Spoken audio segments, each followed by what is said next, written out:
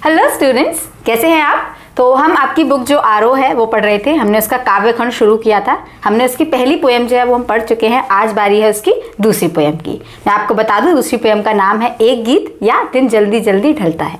इसके राइटर भी जो है वो कवि हर्षराज राय बच्चन जी हैं। तो इसकी मैं पहले आपको एक छोटी सी समरी बता देती हूँ। ये पोएम जो है, इसमें कवि ने बताया है कि जो समय है यानी जो टाइम है वो परिवर्तनशील और गतिशील है। समय के साथ इंसान को चलना पड़ता है और समय के साथ बहुत सारी चीज़ें हैं जो बदल जाती हैं।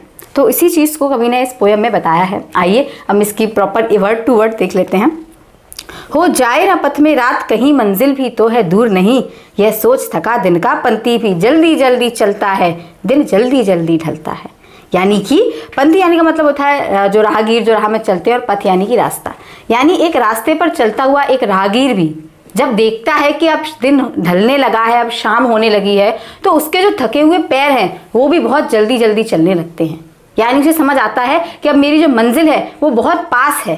अब समय जो है मेरे पास बिल्कुल नहीं है और मेरी मंजिल जो है मेरे बहुत पास है। तो उसको देखकर वो भी, जब उसके थके हुए पैर है वो भी जल्दी जल्दी चलने लगते हैं। यानी कि समय जो है वो अपनी गति से हमेशा चलता रहता है। हमें समय के अनुसार ही चलना पड़ेगा। दूसरा देखते हैं पैराग्राफ। बच्चे प्रत्याशा में होंगे, नीड़ों से झांक रहे होंगे। ये ध्यान परों में चिड़िया के भरता कितनी चंचलता है, दिन जल्दी जल्दी ढलता है। बच्चे प्रत्याशा, प्रत्याशा यानी इंतजार, यानी बच्चे इंतजार में होंगे। किसके बच्चे, यहाँ बात की जा रही है चिड़िया के बच्चों की, कि बच्चे इंतजार कर रहे होंगे। कहाँ पर, घोंसलों, नीड़ों यानी घोंसलों से झांक रहे होंगे।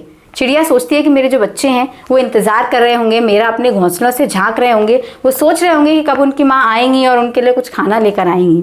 जब ये ध्यान चिड़िया को आता है तो उसके परों में कितनी चंचलता भर आती है। वो और तेजी से उड़ान भरने की कोशिश करती है और जल्दी से जल्दी अपने घोंसले में अपने बच्चों के पास पहुंचने की कोशिश करती है।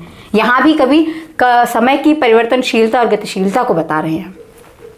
अगला जो पैराग्राफ है उसमें जो कवि हैं उन्होंने कुछ अपने बारे में बताया है।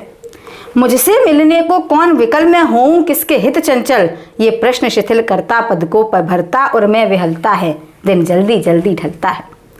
तो कवि कहते हैं विकल यानी बेचैनी, कि मैं जो मेरी जर्नी है, मेरी जो मंजिल है, वहाँ मुझसे मिलने को कौन विकल है, मेरे लिए कौन बेचैन है, कौन है जो मेरे लिए मेरा भला सोच रहा है, मेरे लिए सोच रहा है। ऐसा कोई नहीं है। तो जब कवि ये याद करता है तो वो कहता है कि इससे मेरे हृदय में बेचैनी उठती है और मेरे जो चलते हुए कदम है वो शिथिल हो जाते हैं, यानी धीमे हो जाते हैं। तो यहाँ कवि अपनी जर्नी की बात करता है कि मेरी जो जर्नी है उसमें मेरी जो मंजिल है वहाँ मेरे हित का सोचने वाला या मेरे लिए इंतजार करने वाला कोई नहीं है। और ये जब मैं सोचता हूँ तो मेरे जो कदम है वो धीमे पड़ जाते हैं, लेकिन समय जो है वो अपनी ही गति से चलता रहता है। तो ये कविता थी आपकी दिन जल्दी जल्दी ढलता है। इसकी पहली कविता अगर आपने नहीं देखी है तो आप जल्दी से जाकर देख लीजिए, आत्मपरिचय, जिसके साथ आपका पहला जो पार्ट है वो कंप्लीट हो जाएगा। आपको आई बटन में लिंक मिल जाएगा, आप पहला पार्ट देख लीजिएगा। इसके साथ आपका आरोह का काव्य खंड का पहला पार्ट कंप्लीट होता है।